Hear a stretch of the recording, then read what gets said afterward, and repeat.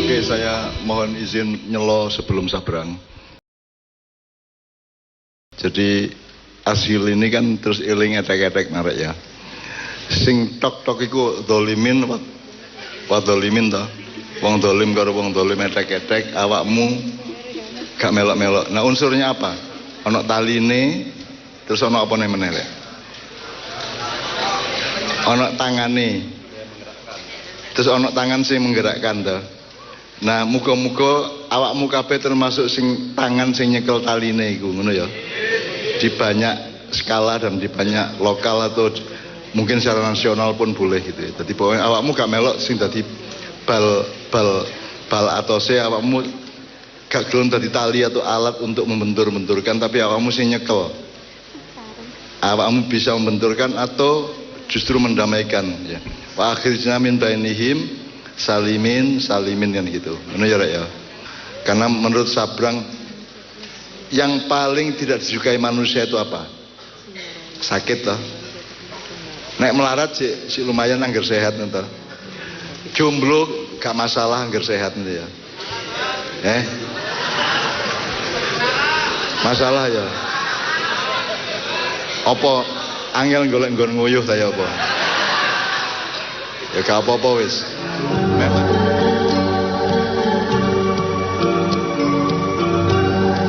Memang masalah, tetapi sing paling masalah dalam hidup adalah awakmu loro ya Kak. Sekarang tepuk tangan untuk Sabrang semua.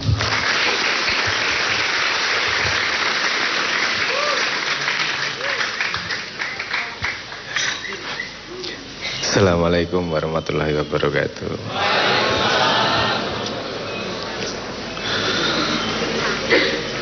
Tadi ketika Simbah ngomong yang paling gak enak orang sakit, jomblo rapati sakit, lu langsung bengok gue. Jomblo sakit.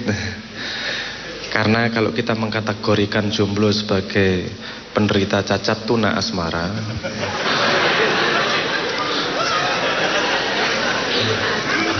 berarti ya rada loro pancen. Tuna asmara. Dulu guyonan Leto itu, kalau band di Indonesia yang salah satu yang besar kan namanya bandnya Dewa, dan mereka bikin anak dalam tanda petik, ada nama Dewi. Indonesia Leto dulu mikirnya bikin leti-leti gitu, tapi nggak kesampaian juga, malah sekarang keluar lato-lato. Ya apa-apa. Dan lato-lato itu sebenarnya bukan fenomena yang baru, cuma tidak disadari. Mungkin baru untuk nggak juga ya. Untuk laki-laki sama perempuan itu, ini kalau laki-laki terutama pasti mengalami fenomena lato-lato itu, apalagi kalau sedang berlari. Kebanyakan laki-laki ya, karena ada yang bali ming siji ngono ya ora ngrasake. Kalau yang normal bolanya 2 gitu kan, ada lari sedikit gitu lato. Neng ono keringete. Jadi nek arek lanang lari pagi ku ngelato ya. Lari pagi. Tok. Lari pagi. Wong dari rukuk ke sujud aja ngelato kok. Klothok. Sami Allahu liman hamidah klothok. Allahu akbar klothok ngono ya. Wancane. Ya sing ngono Brang, alhamdulillah. Ya, saya cuman gitu menyadarkan yang tidak kamu sadari. Gaya nih. Ya, sebelum menjawab Simbah tadi tentang tema positioning Makyah, kini dan esok.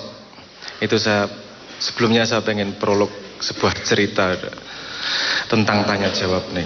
Saya sering ketika menjawab terus kemudian ada yang komen atau ada yang ngomong, ojo ruwet-ruwet toh. Karena proses dalam otak begini, setiap ada pertanyaan pasti di pikiranmu punya jawaban. Langsung otomatis keluar kemungkinan jawabannya kayak gini nih, langsung gitu.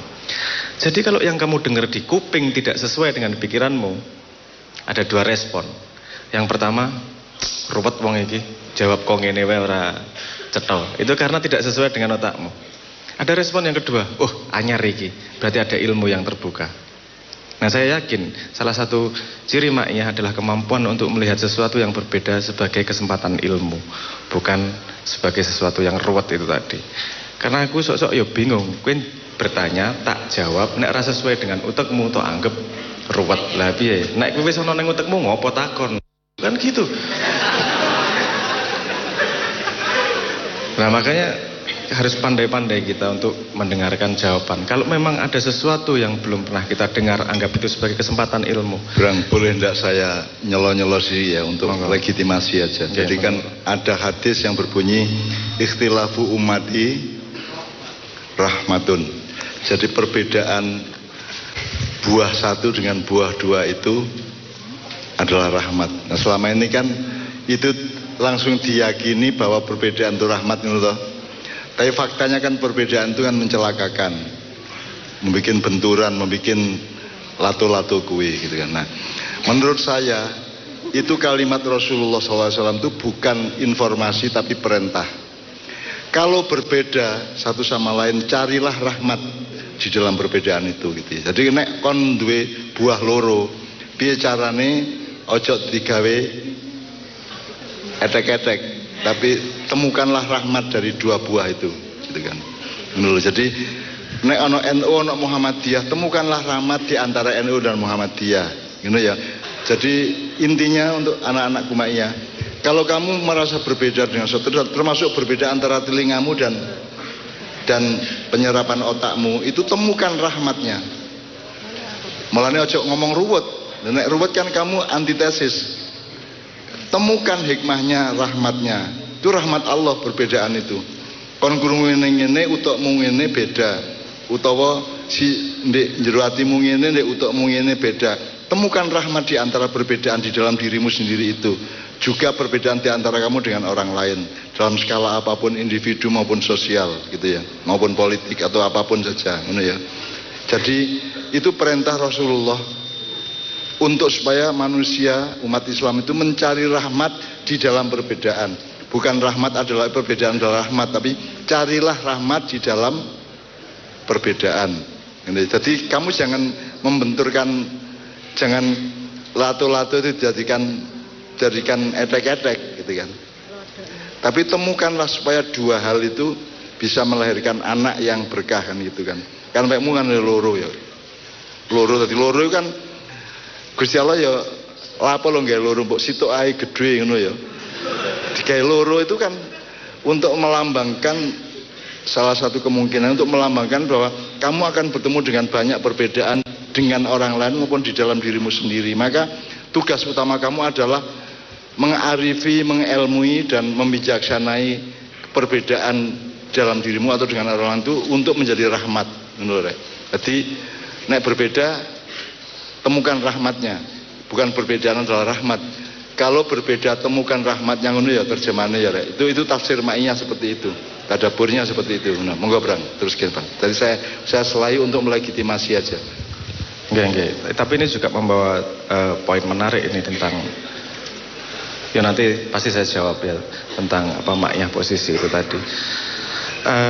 Saya pengen nyenggol dulu beberapa kunci-kunci yang Simbah tadi ngomong bahwa ini langsung saya kepikiran soalnya kenapa harus bikin dua, nggak cuma satu aja gitu. Kuwi lho lato-latomu iku lho gawe anak iki ngopo dadak loro. Siji karena cukup gitu. Kuwi wae gede sebelah kan gitu. Kowe ora tau ngecek to. Ora tau ngeceken gede sebelah Mas De. Nah, itu bedanya alam dengan manusia itu pada prinsip ekonominya sama sekali berbeda. Kenapa dua? Karena prinsip dalam alam itu semuanya keberlimpahan. Itu prinsip dalam alam. Siji cukup kayak loro. Sio-sio apa-apa, kakeh kewan 5 cukup kayak 2000. Kalau Anda melihat alam itu memang prinsipnya exuberance atau keberlimpahan. Wes tak kayak isa akeh-akeh. Beda dengan ekonomi manusia yang prinsipnya adalah bukan scarcity, bahasa Indonesia itu kejarangan, kelangkaan. Semakin langka dia semakin mahal, bener lah. Ono nek pring petuk, wah larang banget mesti karena jarang kan gitu. Tapi nek pring biasa murah. Nah, prinsip kita memang prinsip ekonomi yang dibuat manusia memang pada kelangkaan, padahal prinsip Tuhan ketika membuat alam semesta itu keberlimpahan. Loro cukup dikai limo, lato siji cukup dikai loro. Dan Anda bisa cari bukti di mana-mana lah. Alam itu prinsipnya memang keberlimpahan. Rasah kakan contoh ya, tapi Anda intinya tahu kuncinya. Ya, salah satu contoh lah, aku gatel orang ngomong ke contoh. Misalnya kita tahu bahwa yang kita butuh lebah untuk bisa polinasi dari satu bunga ke bunga yang lain. Lebah mati, cadangannya ya akeh. Ono banyak hewan lain yang bisa melakukan itu gitu. Tapi memang paling efisien memang si lebah gitu. Selalu Tuhan tuh punya rencana cadangan dalam tanda petik lah. Selalu keberlimpahan. Itu prinsip, dan salah satu prinsip itu dilakukan di Makkiyah dengan keberlimpahan ilmu. Ilmu kira didol blas nang kene. Saya yakin satu Makkiyahan dibikin dibikin seminar, dibikin pelatihan gitu bisa 5 juta 3 hari gitu. Itu sangat bisa itu. Dan saya tahu sendiri bahwa banyak pelatihan yang ngambil konsep-konsep dari Makkiyah juga. Ya monggo nggak masalah. Karena Makkiyah itu prinsipnya adalah keberlimpahan. Keberlimpahan ilmu, keberlimpahan kasih sayang, keberlimpahan kebersamaan, karena kuncinya adalah kebersamaan. Artinya Makkiyah mulai hidup di akal. Dan saya tanya, yang hidup di fisik sama yang hidup di akal lebih lama mana umurnya? Yang problem dari teknologi itu bukan teknologinya.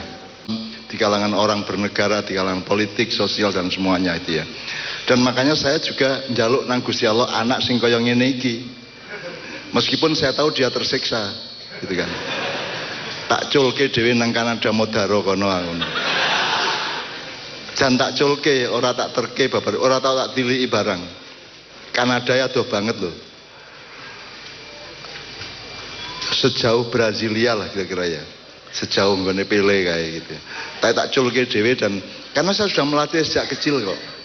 Kecil wis tak latih tadi tak latih adaptasi. Nomor 1 adaptasi nang aku. Aku ndi bapak kaya ngene kowe ora iso jawab modar kowe. Gitu kan. Dan sejak kecil dia tuh menjadi penasihat saya akhirnya, karena dia merespon dan beradaptasi terhadap cara saya mendidik dia gitu ya. Meskipun yang anak-anak saya yang sekarang tidak bisa sedahsyat saya mendidik Sabrang gitu ya. Tidak apa-apa, karena dia punya ibu yang lebih menyayangi mereka, sehingga saya tidak bisa nabrak-nabrak seperti saya nabrak Sabrang gitu kan. Tapi saya ini hasilnya ya kayak yang ini kita. Jadi aku ini nek takon nang Sabrang le. Jadi nek Sabrang bantah aku itu bukan sesuatu yang memalukan. Bangga aku dibantah karo Sabrang. Nek orang bantah malah tak tabok kan gitu. Kowe manut wae pekok kowe yang ngono. Gitu kan. Jadi gitu ya teman sekalian ya. Tolong dijelaskan mengenai satu tadi itu Bang. Rada angel pancen, tapi nek kowe ora iso rata akone anak kowe.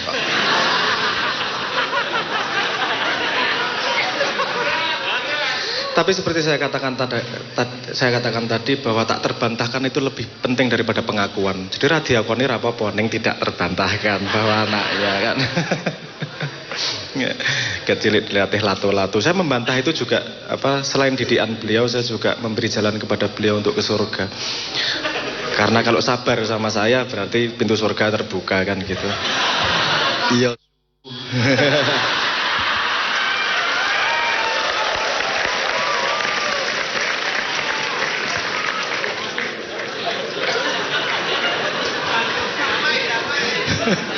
Wow tenang. Iki karo dutan karo ngopi bareng kok tenang ae. Orang teman-teman orang. Kita dari kecil dari saya kecil sudah terlatih lato-lato itu tadi. Dalam urusan pemikiran, dor. Karena wis toh ora ono akik yang mengkilat kalau tidak digosok sampai dia pretel-pretel. Jadi semua pertumbuhan, semua yang membuatmu menjadi lebih mengkilat itu pasti menyakitkan. Pasti seneng gak enak.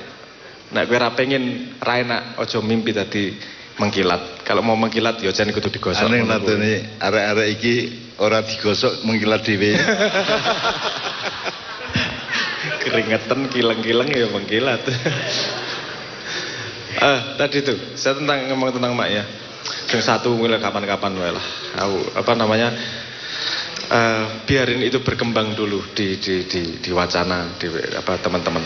Dia pengen ngomong tentang Mak Yah bahwa bedanya tak terbantahkan sama tidak diakui. Banyak tokoh di dunia yang tidak diakui pada zamannya tapi tak terbantahkan dalam perpanjangan sejarah.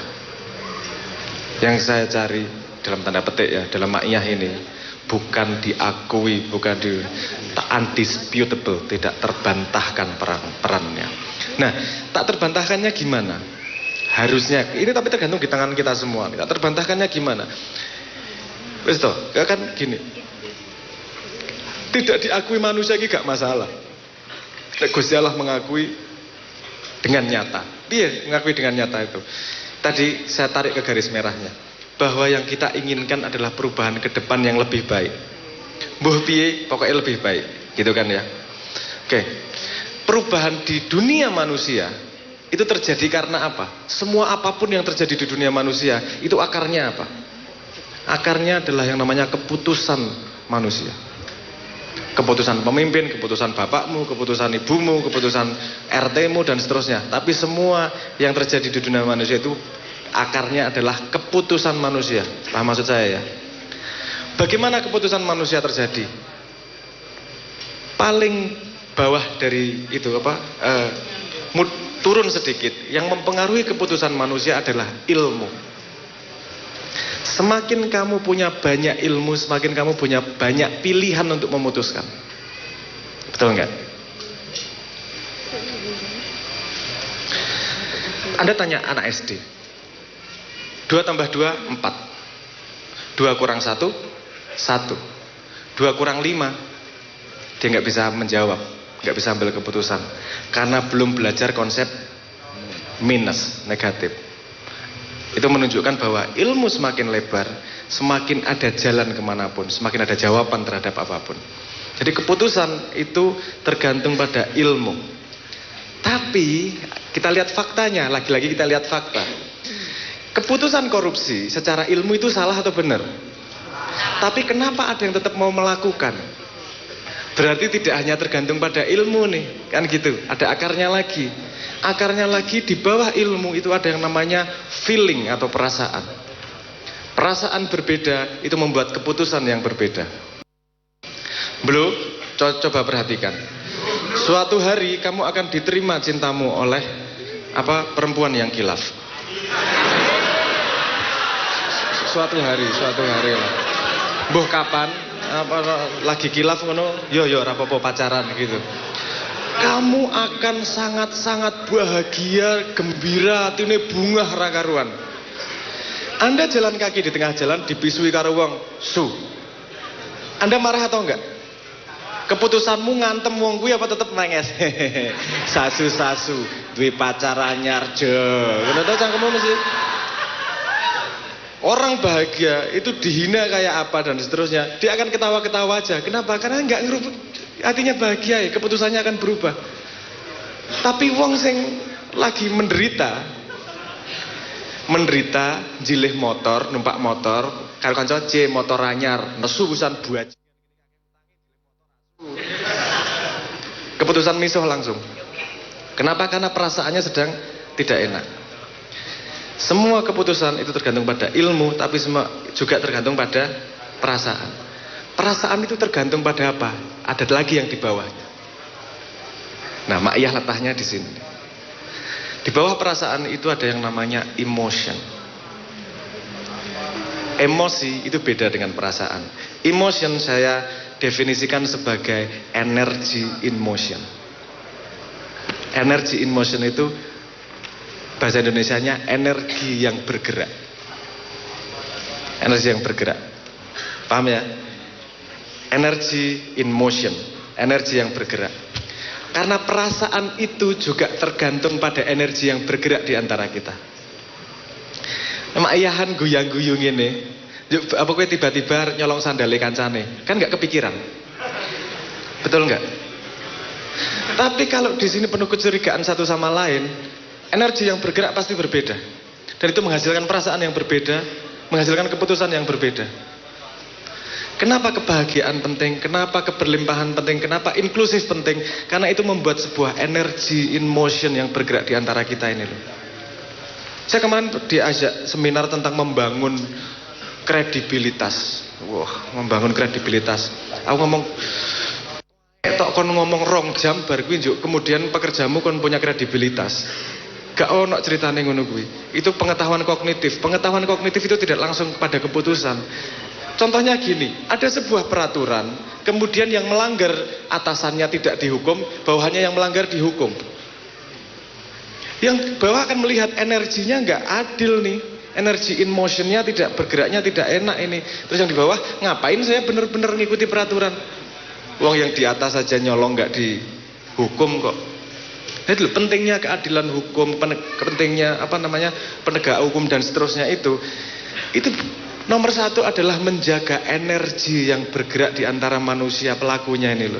Kalau energinya sudah benar balance, kreativitas otomatis, keputusan benar otomatis, keputusan paling adil otomatis dan seterusnya. Bahkan gitu, ini ada pengaruhnya. Kamu ngobrol sama orang, meeting, mejanya kotak sama mejanya bunder, itu di otak langsung bergeraknya beda kok. Karena ada penelitiannya. Kalau mejanya kotak, di otakmu pertama mikirnya kepentingan buat aku gimana ya, individualnya naik. Tapi kalau mejanya bunder, langsung kepentingan bersama ini yang yang muncul. Makanya saya senang ketika Maiyah bikin istilah melingkar. Karena ketika melingkar, energi yang bergerak adalah energi kebersamaan, bukan energi individual. Paham maksud saya? Jadi Maiyah kuwi arek goblok-goblok kaya kuwi gak masalah. Wes toh. Aku ini tidak menghina, ini cuma ngomong kenyataan. Jadi karena intelektual itu levelnya di situ. Nomor satu levelnya adalah energy in motion. Kita mesem sama yang lain, sayang sama yang lain, bahagia sama yang lain. Kalaupun bukan kita yang membuat keputusan, Pak RT yang membuat keputusan akan membuat keputusan lebih baik. Kalau para warganya membuat energi yang bergerak lebih baik. Paham maksud saya? Ada energi di badanmu nih loh, yang bergerak terus. Energi yang kamu kenal, itu jadinya namanya perasaan. Yang kamu kenal, sedih, marah, dan seterusnya itu energi yang besar dan dikasih nama.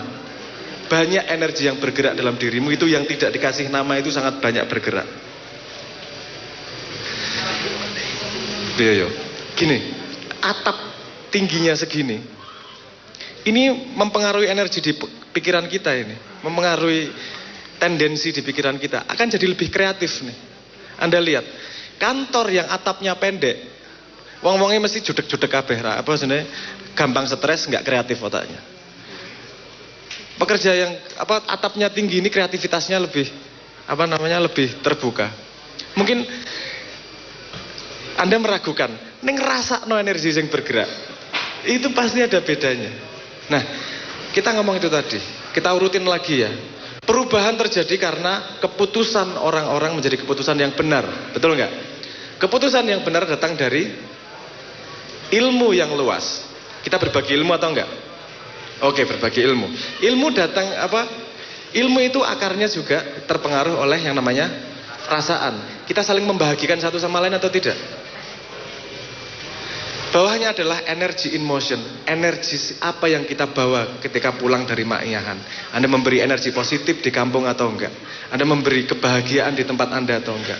Ketika itu dilakukan oleh teman-teman Maiyah, Maiyah tidak akan terbantahkan. Mau tidak diakui sama dunia, Maiyah tidak terbantahkan. Karena Maiyah tidak hadir utamanya pada keilmuan atau akal. Walaupun itu juga ada dan penting. Tapi utamanya adalah pada pergerakan energi in motion. Gunakan energi kita sungguh-sungguh untuk membuat perubahan yang fundamental. Bukan emotion tapi in motion. Jadi energi dinamik gitu ya. Dan itu kan kita ini bergulir terus menerus, makanya kerasan sampai jam 3 karena ada berbagai energi bergerak tadi itu. In motion, in dewe, motion dewe, bukan emotion. Bukan emosi, tapi in motion, energy in motion. Emosi itu kan singkatan dari, saya menyebutnya itu singkatan dari energy in motion. Emosi, emosi itu motion, E-nya itu energi. Energi yang bergerak. Jadi itu saya kembalikan bahwa nilai utama Ma'iyah itu bersandar pada energi. Kalau Anda bisa menghilangkan energi, Anda baru bisa menghilangkan Ma'iyah. Energi tidak diakui, orang masalah. Tapi ono apa sing membantah energi itu ada? Gak ono sing bantah. Ono sing bahas listrik. Dalam sebulan kamu bahas listrik berapa kali? Kecuali nggak punya duit buat bayar ya.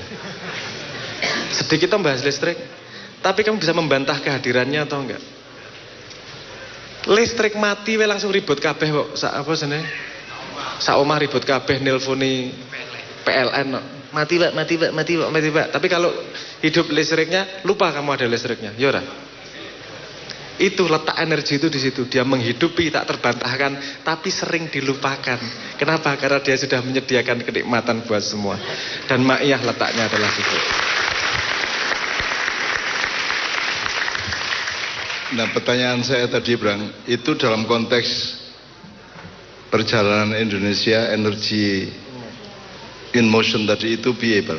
Jadi kan ada mekanisme fisik, akal dan emosi juga dalam dunia politik, gitu kan. Kita kan pernah mengalami era-era yang bermacam-macam sejak dari 45 sampai Gestapo, sampai reformasi sampai sekarang. Itu kan ada banyak dialektika, ada banyak energi negatif yang dipositifkan, yang Anda jawab energi motion dalam arti positif tadi itu, gitu Bang. Tolong agak didaratkan ke Indonesia. Iya, gini. Nak tak jelaskan detail, orang cukup semalam dan gue pecah dasmu mesti. Tapi saya pengen memberi istilah baru, ada yang namanya fenomena emergence. Fenomena sebutannya emergence. Emergence itu sesuatu yang muncul tanpa kita tahu sebabnya seperti apa. Contohnya, macet.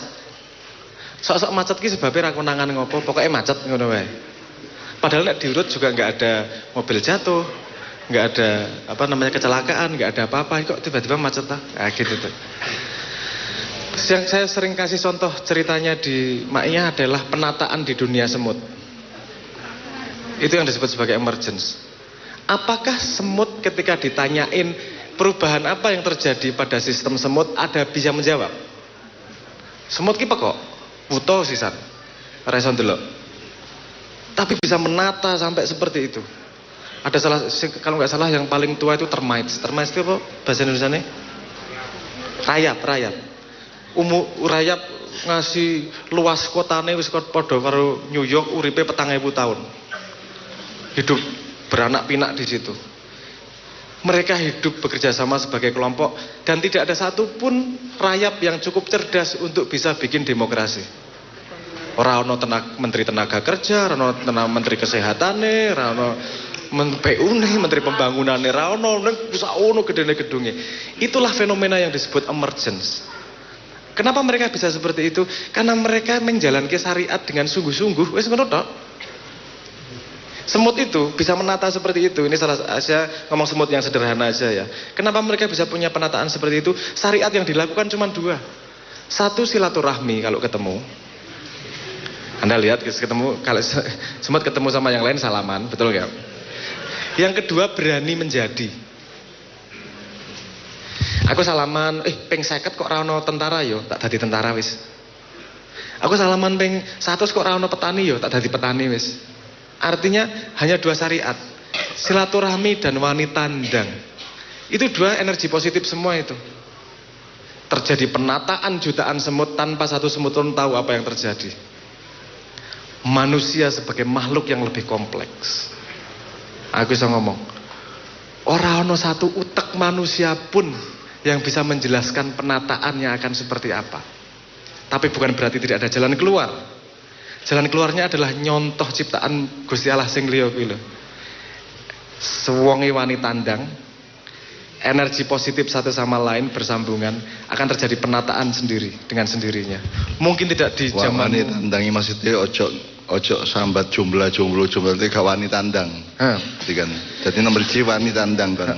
Wanita gini, maksud saya gini, saya tanya sederhana nih, dan saya minta sedekah hatinya untuk mau tidak males angkat tangan. Saya pengen tahu benar-benar. Di sini saya tanya, yang pernah makan buah salak angkat tangan. Buah salak angkat tangan. Tolong. Oke, lihat nih, akeh sak ono kuwi ya dipoto ya, oke. Yang pernah menanam biji salak sampai tumbuh dan berbuah salaknya angkat tangan. Oke, yang pernah makan buah mangga angkat tangan. Oh, oke. Sing tahu nanam pohon mangga angkat tangan. Oke. Lebih banyak, oke. Di sini yang menjahit bajunya, yang pernah jahit baju, bikin baju angkat tangan. Gak ono loh. Padahal semua pakai baju loh ini. Paham maksud saya? Artinya kamu tandang di area yang kamu mau tandang wae. Manfaatin gue kabeh mesti kok. Itu energi positif yang saya katakan. Gak usah kabeh mikir negara, gak usah kabeh mikir sing gede-gede. Kowe nek urusan kelambi, gini, urusan kelambi. Nek Anda sakit, ke rumah sakit, Anda disuntik lah ya mau tuh. Wong ora paham kok. Kata dokternya disuntik aja ini. Mesti nggih ya Pak Dokter. Ngopo? Karena Anda tidak tahu dunia kesehatan dan patuh pada yang paham. Tapi ketika Anda tukang baju, tukang bikin baju, dokter akan manut sama Anda. Wes rasa suntik-suntik dok, iki urusane ngetok klambi karo jahit iki. Wes sampean manut aku, dia nggak mungkin bantah sama kamu juga. Diukur badannya dan seterusnya. Artinya kita ini bareng-bareng ngurusi umat manusia ini bareng-bareng dengan perannya masing-masing. Ajining diri memang dari busana. Apakah itu ada berkaitan dari tenarnya zaman dulu dan sekarang? Jangan pernah membuat keputusan terus kemudian menyalahkan orang lain karena keputusanmu. Kan sesederhana itu. Langsung mas sebelahnya. Ya. Assalamualaikum warahmatullahi wabarakatuh. Nama saya Syafi dari Surabaya. Di sini saya ingin menanyakan tentang peran saya di dalam komunitas saya, di lingkungan wilayah saya sendiri, terutama menyelesaikan permasalahan warga di sekitar lingkungan kecamatan saya. Kecamatan apa mas? Kecamatan Gunung Anyar. Oh Gunung Anyar, ya oke. Komunitasnya tidak resmi, tapi alhamdulillah selama ini bisa membantu. Tapi resikonya yang terbaru ini saya dicari-cari sama orang kelurahan, Mbak.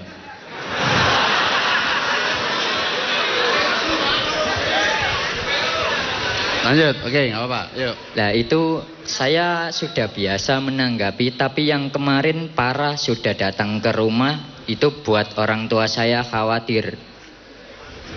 Ya itu di situ saya ingin menanyakan apakah ini saya akan lanjutkan atau saya harus berhenti. Oke. Terima kasih. Assalamualaikum warahmatullahi wabarakatuh. Oke. Bagus pertanyaan. Yuk, ketik. Assalamualaikum warahmatullahi wabarakatuh. Nama saya Doni dari Pelosok Gerang, Pelosok Geneng, Jombang. Pertama, kenapa saya beranikan buat maju ke depan? Buat bisa ningali Simah Mbah Nun kali Mas Sabrang kali sedoyo.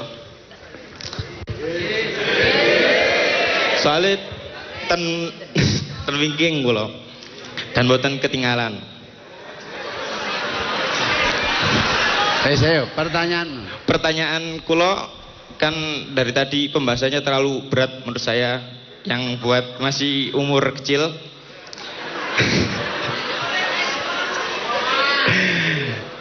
Saya cuma pengen tanya buat mungkin kan banyak tuh teman-teman yang main game online, ML, FIFA maupun apapun itu. Terus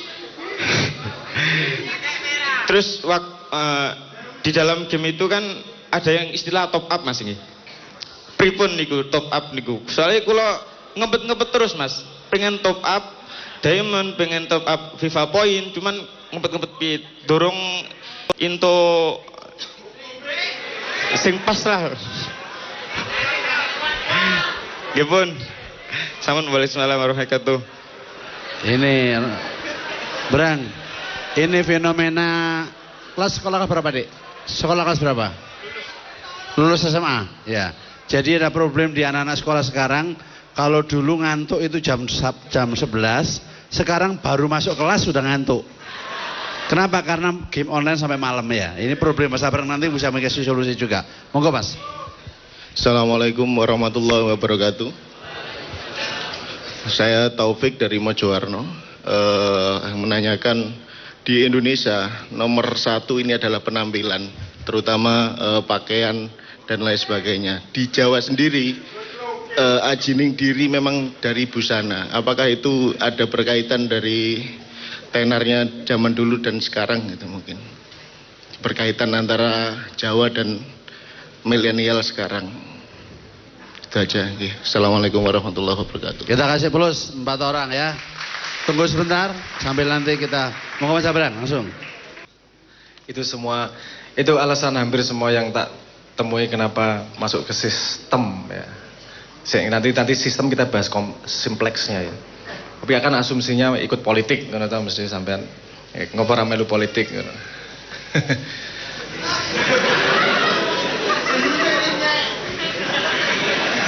Aku ngenyek iki orang ngenyek kuwi kabeh argumentasinya kita harus merubah sistem dari dalam. Itu argumentasi 50 tahun yang hasilnya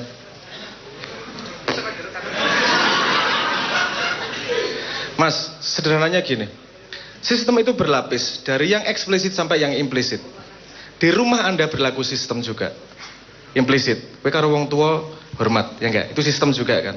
Jadi ketika Anda ngomong sistem, sistem itu tidak hanya sistem negara. Ada sistem antar manusia juga, sistem kelompok. Sampai duwe paguyuban tapi tidak resmi itu tadi, kan ada sistemnya juga di situ. Urusan urusan demo, gue yang paling pinter. Urusan golek duit, gue yang paling pinter. Kan pasti ada gitu. Ada sistem toleransinya, ada sistem implisitnya di antara manusia. Jadi sistem itu berlapis. Orang yang sistem formal. Dan sistem formal itu Anda harus ngerubah. Gini, syarat ngubah nomor 1 itu paham dulu sistemnya. Nek durung paham sistem, biar ngubah. Dan saya berani mengatakan begini, bahwa semua sistem yang di atas, maksudnya di atas itu gini, paling bawah itu sistem yang dibangun oleh Tuhan. Sistem neng wadakmu gitu, neng awakmu gitu. Kowe ngantuk kuwi sistem itu. Namanya circadian rhythm. Circadian rhythm itu yang ngatur yang disebut sebagai mata ketiga jiger kuwi lho. Tapi kalau modern nyebutnya apa ya? Pineal gland. Itu ngatur kapan kuwi turu, kapan tangi dan seterusnya. Itu sistem dalam badan.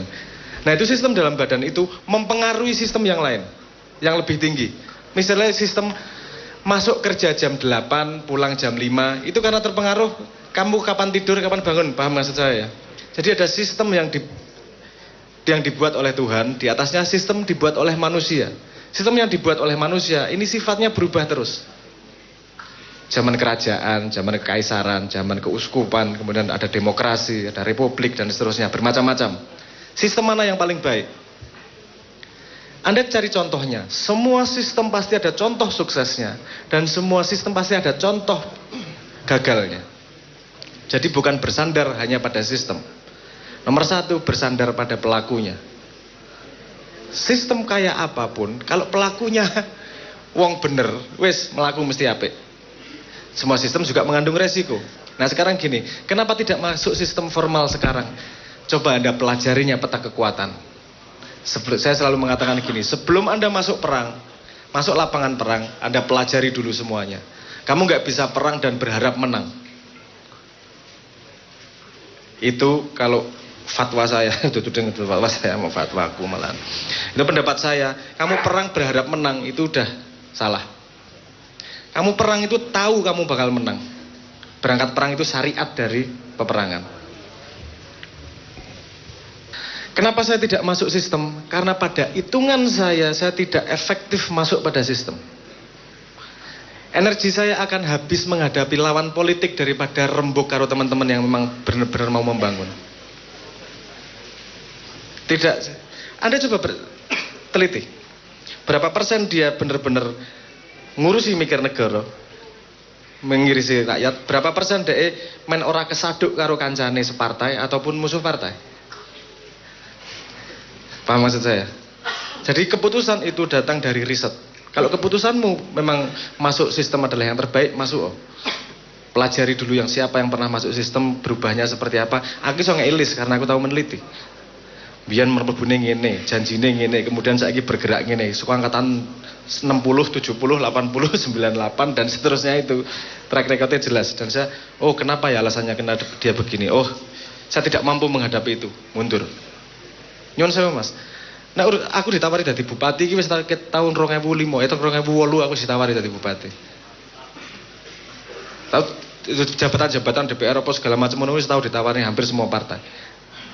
Saya bukannya urusan nggak mau masuk situ, tapi saya tahu persis kalau saya ke situ, saya tidak akan bisa membuat impact yang saya harapkan.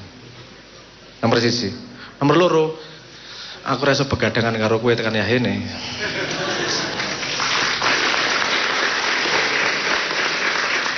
Karena gini, seumur hidupmu, aku ngajak menganalisis ini, seumur hidupmu berapa persen sih perubahan yang bisa kau lakukan? Nek bangun rumah, satu umur hidup bisa selesai. Kalau bangun bangsa, mungkin satu generasi ini bangun fondasi toh. Generasi berikutnya bangun tembok, generasi berikutnya bangun atapnya. Ini kerja multi generasi. Jadi titik kamu berbuat itu aja datang dari imajinasi. Kalau kamu pengen tahu kamu bisa berbuat seperti apa, pada posisi mana, gini aja cirinya. Definisikan masalah. Masalah yang bisa kamu definisikan, kamu punya tanggung jawab untuk memecahkannya. Kowe wis duwe definisi masalah tentang negara? Nek rung duwe definisi masalah ngopo mlebu kowe? Saya ingin memperbaiki sistem. Salah saiki sistem apa? Nek rung iso menjawab telek kowe berarti. Mengalesan ae iku.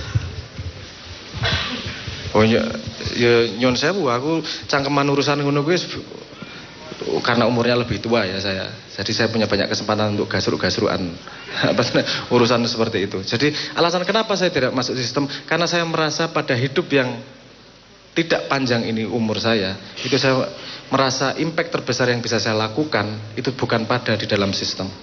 Bukan pada sistem formal, tapi pada sistem informal. Sistem kumpulan ini loh, bangun energy in motion ini tadi loh. Ini jauh lebih efektif karena umurnya bisa lebih panjang daripada satu umur manusia.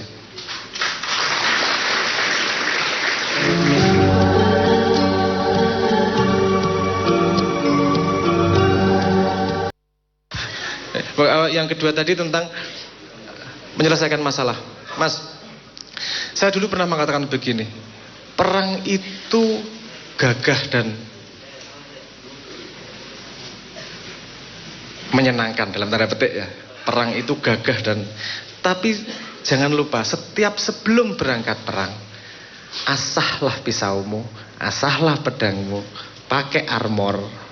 Pak armor ini pakai apa bahasa Indonesia armor? Wah cacah, apa jenis cacah ML ngerti mesti armornya biro. Armornya berapa itu.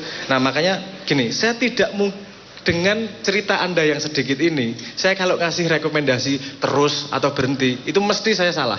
Mau saya nggak tahu titik masalahnya, resikonya seperti apa. Cacah saya ngomong apa sih nih? Terus ke, nek ndelok kowe jelunguk ya melu guyu mesti ya. Orang melu tanggung jawab, melu usul kan itu.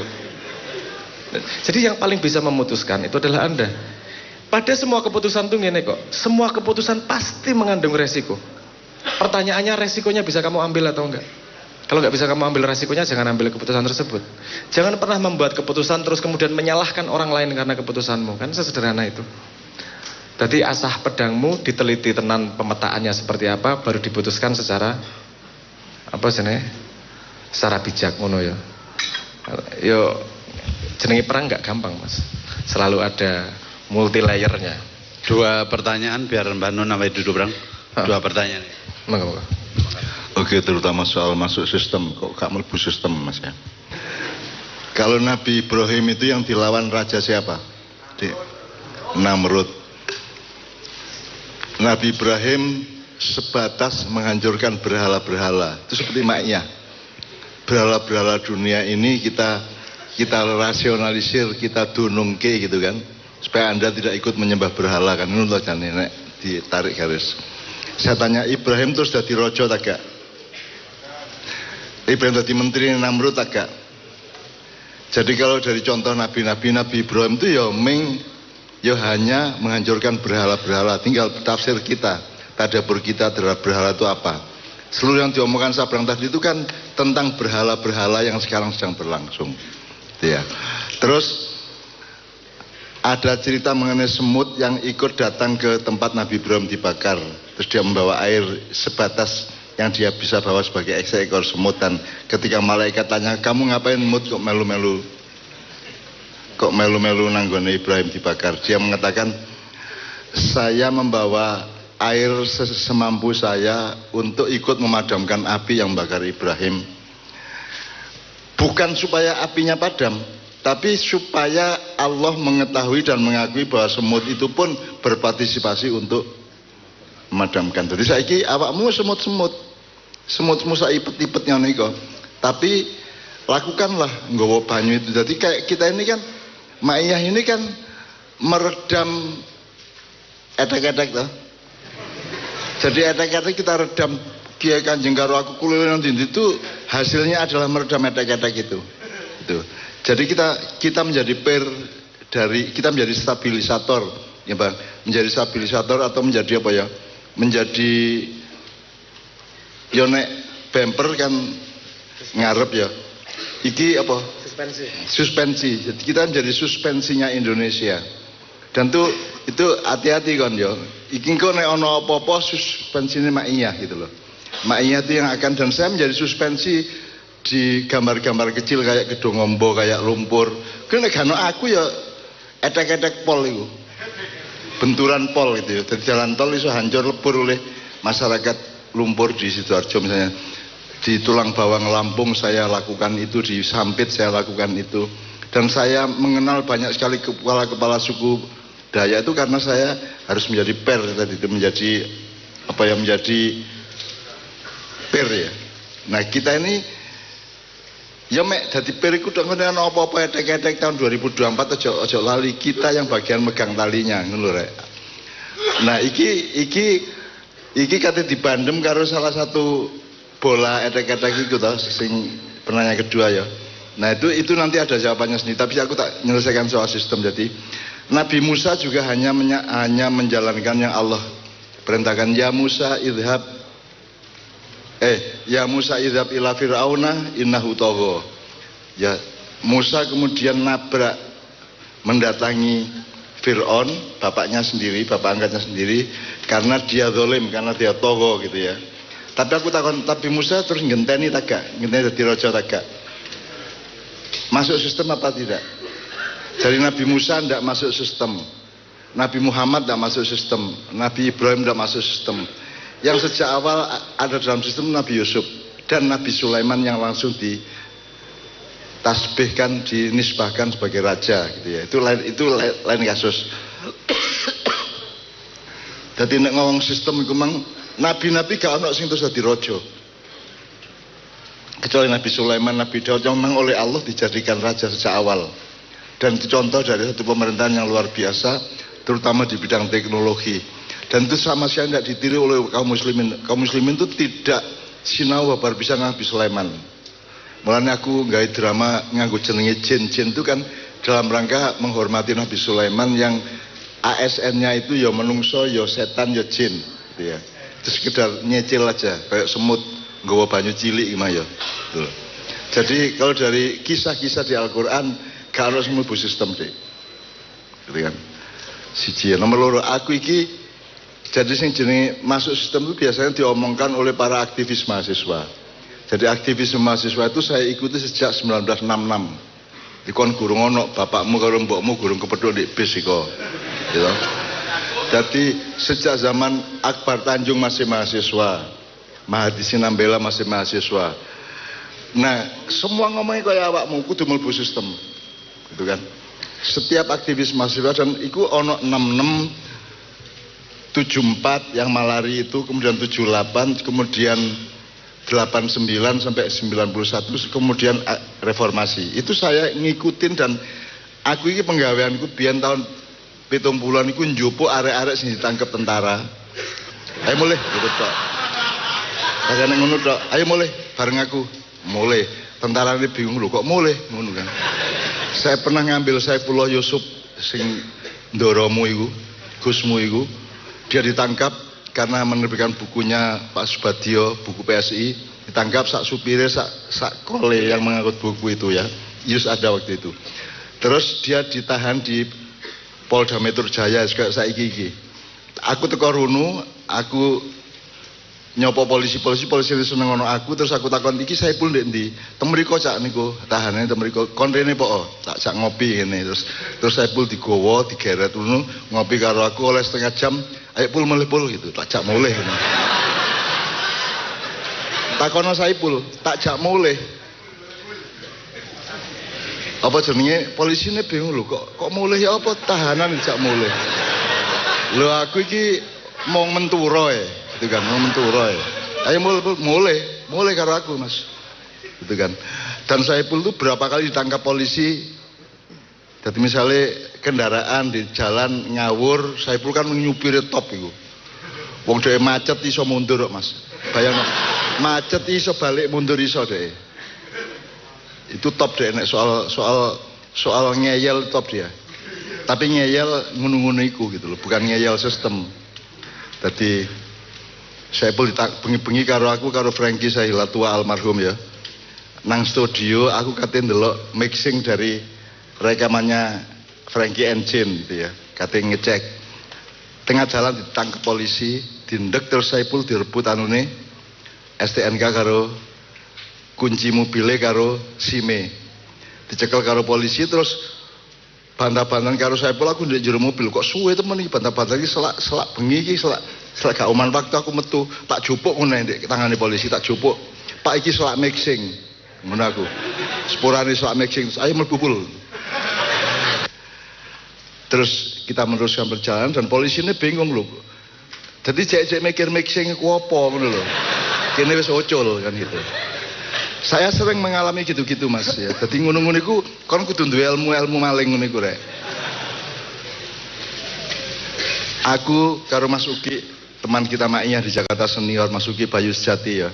Aku ditangkap di Keramat, ngarepe kantor polisi Keramat Jaya. Jadi Keramat Raya. Kantor NU terus ngulon ya. Iya. Terus Mas Uki dindek terus ditangkep terus dirampas sembarangnya terus Mas Uki terus saja Mas Uki teruskan perjalanan saya yang di sini. Jadi aku aku mutu mobil Mas Uki tak kon nyetir terus saja Mas. Dah di jalanin aja mobilnya. Polisi ini bingung loh kok ditangkep kok mobil terus no. Udah terusin sampean ikut saya ke kantor ngono aku. Jadi sing tak tangkep polisi nih. Bingung deh lho, iki apa sih ditangkep kok malah nangkep iki. Terus tak gawa nang kantore, di sana baru tak kei jopo japi gitu kan, tak kei mantra-mantra sing gak ngono iku akhire nyun sewu, saya kok pernah kenal sampean ya ngono akhire polisi ini. Lho iya sampean mosok karo Cak Nun nang ngono. Gitu loh. Semua yang menjadi lebih kuat itu mesti mengalami kesusahan. Karena otak kita tuh pengen tahu, tapi nggak bisa membedakan mana yang ngarang, mana yang fakta. Wong gak roh aku tapi ngarani aku itu kan entek-entekan rek. 50 tahun aku ngalami ngono iku.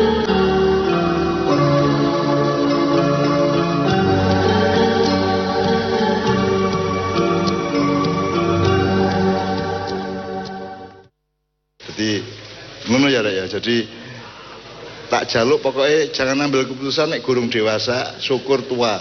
Tua itu dalam arti bukan umur, tua itu kematangan seluruh algoritma berpikirmu dan pertimbanganmu di dalam mengurusi masalah itu kamu bikin sedewasa mungkin dan sebijaksana dan tua mungkin gitu ya.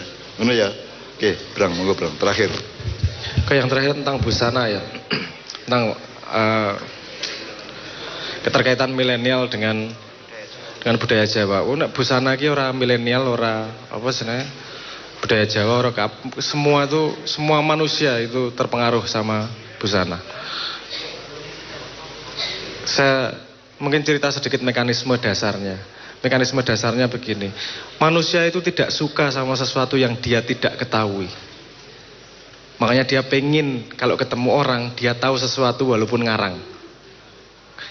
Contohnya gini. Wong ngerti aku nganggo klambi gambare Soul King. Soul King ki ana sing nonton One Piece ra, maca One Piece ra. One Piece. Be salah satu tokoh di One Piece langsung ngomong wibu. Wah, arek-arek iki sosok wibu jane. Satu informasi sedikit langsung gambar di otaknya. Kowe nglakoni kuwi setiap saat. Kowe ndelok sekilas 2 menit wis ngerasa ngerti uripe kaya ngopo mesti. Ndelok judul berita ngerasa ngerti beritanya seperti apa. Ya enggak? Karena otak kita tuh pengen tahu, tapi nggak bisa membedakan mana yang ngarang, mana yang fakta. Nah, kalau kita ketemu pertama orang, kita akan kemudian menyerap informasi sebanyak-banyaknya untuk kita bisa gambar orang itu seperti apa. Karena kita punya daya asosiasi, makanya baju itu jadi berguna untuk berantara petik ya. Kepake untuk bisa bikin impresi. Kowe nganggo udeng, apa rodok jenggoten sithik, nggawa tasbih, wah wong alim iki. Karena asosiasi kita di situ. Kita nggak tahu sama sekali, tapi kita butuh gambar dia, walaupun ngarang. Gitu. Itu yang membahayakan keputusan manusia sebenarnya. Karena tidak bisa membedakan mana data yang memang data, mana yang kamu ngisi titik-titik di di belakangnya. Salah satu contoh gini. Coba lihat ini ya. Mic-nya. Ini bersambung apa? Mic-nya 1 atau 2? Pasti bayangnya 1. Walaupun kamu tidak tahu di balik tangan saya ini putus atau nyambung nih. Nggak tahu tuh. Tapi otakmu ngisi dewe tuh. Ngisi sambungan di balik tangannya mesti ono yang balik sambungan tangannya. Ini kamu pelajari ketika kecil, ketika sekitar umur nggak salah sekitar umur 8 bulanan itu. Itu dia belajar continuity. Cah cilik nek ciluba. Guyu deh. Kenapa? Karena dia tidak punya konsep bahwa ketika ditutup ini ada wajah di baliknya. Ketika tiba-tiba keluar wajah, guyu. Wes gede wes ra guyu kowe. Siluba ngopo ya? Karena kamu sudah punya konsep continuity nih. Ketika ditutup pakai tangan, kamu otakmu ngarang di belakang tangannya itu ada muka. Walaupun kamu tidak tahu secara pasti. Kamu cuman otakmu lah ngarang berdasarkan pengalaman. Mosok ono tangan dhewe ra ono raine kan ngono. Jadi mesti kowe ngira di belakang. Nah, itu perkiraan ngisi-ngisi dhewe itu. Itu otak kita tuh sangat-sangat kreatif. Sorry yomblo yo, sing wis tau pacaran. Kowe krungu ngene misale. Pacarmu dijemput cah lanang liya. Utengmu wis ngarang ki. Wah, engko ning dalan numpak motor mesti tangane cekelan iki. Wah, engko mesti ngene. Ngarang sedemikian rupa sampai kowe nesu dhewe, panas dhewe dan seterusnya. Padahal kamu cuma denger satu potong cerita keluar dan kamu nggak tahu keluarnya sama siapa, sebabnya apa, kamu sudah bikin segitu banyak. Kenapa? Karena manusia gak seneng, gak tahu apa-apa itu. Dia gak bisa berdamai dengan ketidaktahuannya. Padahal kunci dari manusia itu mengakui ketidaktahuan. Karena letak Tuhan itu pada sesuatu yang kita tidak tahu. Kalau kamu tidak mau mengakui, hati-hati wong sing sok. Kalau kamu tidak tahu batas mana yang dikarang otakmu sendiri, batas mana yang memang otakmu ketahui, dia akan sangat mudah terpeleset ke sok tahu dan dia akan jatuh karena kesok tahuan itu. Itu bahaya. Nah, itu datang dari naluri itu. Kenapa? Sebenarnya? Inilah. Merek jamnya berbeda, penghormatanmu sudah berbeda. Kan kalau sosial media sekarang, kamu dimention sama orang yang followernya 10.000, sama yang followernya 100, tok bales sing ngendi. Padahal kamu nggak tahu 10.000-nya itu tuku apa mesin apa centenanan 10.000. Kenapa? Impresi. Informasi itu kemudian cuman ada 3 titik. Terus kamu karang-karang sendiri gambar yang lain. Ketidakmampuan membedakan itu membuat busana menjadi efektif untuk mempengaruhi orang lain. Orang yang sudah tahu mana data, mana karangan otaknya tidak akan terpengaruh dengan itu. Dan kenapa saya ngomong ini fenomena universal? Karena rata-rata manusia tidak kenal kepalanya sendiri. Dia tidak bisa membedakan mana fakta, mana karangan otaknya. Ngoten nggih. Itu perlu kita awasi setiap hari untuk kewaspadaan diri. Mana yang kamu ngarang ning utekmu, mana yang memang data kamu serap. Matur nuwun. Bahkan di Maya sering kita katakan puncak pengetahuan adalah ketidaktahuan. Eling ya. Jadi ojo isin nek gak roh. Gak roh itu pekerjaan orang tidak tahu adalah mengeksplorasi, memproses supaya tahu. Tapi harap tahu bahwa puncak pengetahuanmu adalah tidak tahu. Karena puncak pengetahuan adalah Allah. Ma'rifatullah itu Anda tidak akan tahu. Jadi tidak apa-apa tidak tahu itu. Tadi mulanya ma'iyah iki kenapa berlimpah? Karena kita tuh ketidaktahuan juga kita pakai untuk kerendah hatian, bukan untuk kesombongan, bukan untuk memfitnah gitu ya. Jadi kan ini kan terbuka kabeh, sak karepmu takon apa, ngomong apa sak karepmu, 100% terbuka dia. Kenapa? Karena kita mengalami keberlimpahan dan tidak malu untuk tidak tahu. Cuman ojo tidak tahu terus kok anggap tahu gitu kan, jadi sok tahu kan itu, jadi fitnah akhirnya kan itu. Dan saya menjadi korban wong gak roh aku tapi ngarani aku itu kan entek-entekan rek. 50 tahun aku ngalami ngono iku. Mereka itu tidak tahu saya sebenarnya. Mereka itu ya kayak sabrang ini gimana loh. Mereka itu tidak tahu saya tapi mengarang bahwa saya itu gini. Sampai sekarang, terutama dunia kesenian di Jogja itu sampai hari ini mereka masih memfitnah saya gitu loh. Mereka tidak memperhatikan data-data dari saya, yang mereka berikan adalah karangan-karangan mereka sendiri tentang saya gitu loh. Jadi konco-konco tak jaluk punya pengetahuan, ilmu dan kearifan untuk mendewasakan diri di antara tahu dan tidak tahu itu. Dan Sabrang memberi penjelasan yang sangat bagus dengan contoh-contoh yang sangat bagus karena dia memang anaknya MH Ainun Najib. Satu poin yo. Ini poin penting soalnya. Apa nyon sewu saya tambahin meneh. Sorry iki wis kepengen iki. Tapi sedikit aja karena kalau dipakai ini lumayan tentang kewaspadaan ketidaktahuan itu tadi loh. Karena kita tahu datanya sedikit kemudian kita ngarang itu pasti sesuatu yang kamu ketahui. Kenapa kamu membayangkan bahwa dek dipeluk perutnya, kemudian engkau mangan bareng juga disuap-suapi karena kamu pernah mengalami itu.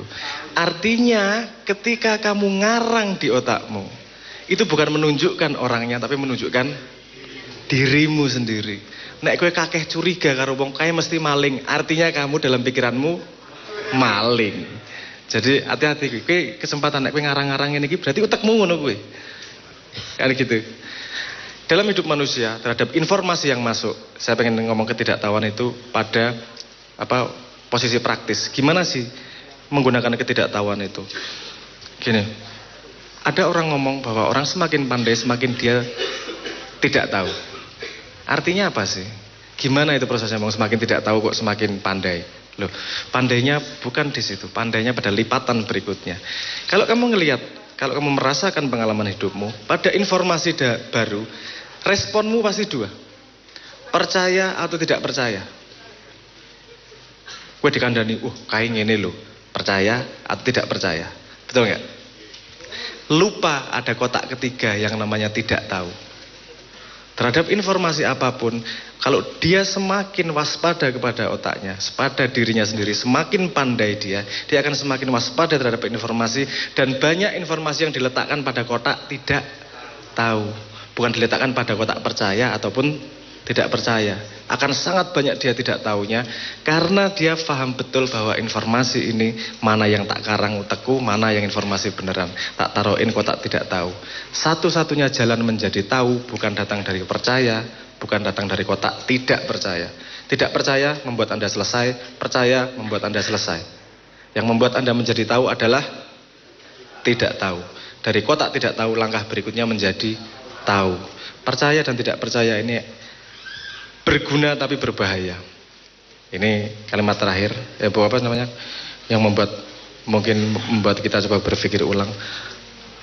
Bahkan syahadat Islam pun tidak mengajak kita percaya.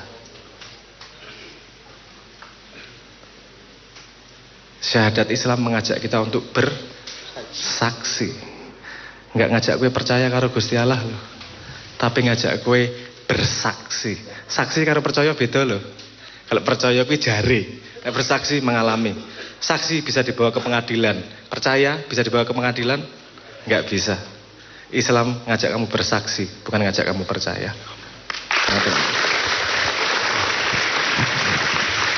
Wis saiki jane sing luwih kiai bapakne ta anake.